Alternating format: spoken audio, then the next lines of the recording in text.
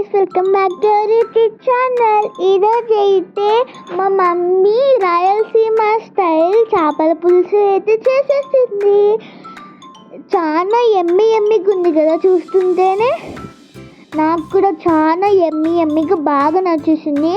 దీని ప్రాసెస్ అయితే చూపించే ముందు మీరు సబ్స్క్రైబ్ చేసుకోవాలి, ఓకే?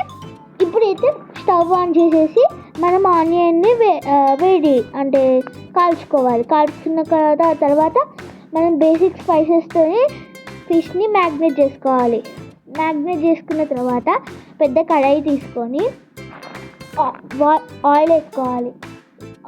1 కప్ ఆఫ్ ఆయిల్ వేసుకున్న తర్వాత గ్రీన్ చిల్లీ అయితే వేసేసుకొని మంచిగా మిక్స్ చేసేసుకున్న తర్వాత మీడియం సైజ్లో కట్ చేసుకున్న ఆనియన్స్ ఉంటున్నాయి కదా, అవి అయితే వేసేసుకున్న తర్వాత నీట్గా కలుపుకున్న తర్వాత 1 టేబుల్ స్పూన్ ఆఫ్ పసుపు వేసేసుకొని కలుపుకోవాలి.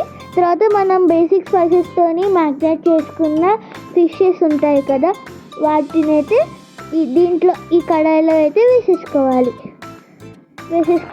అయితే కలుపుకోవాలి. కలుపుకున్న తర్వాత చింతపండు పులుసుని అయితే దీంట్లో వేసేసుకొని ఉప్పు వేసేసుకున్న తర్వాత నేనైతే 2 టేబుల్ స్పూన్ అయితే ఉప్పు వేసేసుకుంటున్నాను.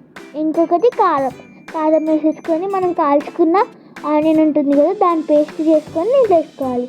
తర్వాత కొత్తిమీర కూడా వేసేసుకొని ఫిష్ మసాలా అయితే వేసేసుకోవాలి. అంతే, యమ్మీగా ఉంది గైస్. తింటే సూపర్ ఉంది. మీరు కూడా ట్రై చేయండి. సబ్స్క్రైబ్. బాయ్.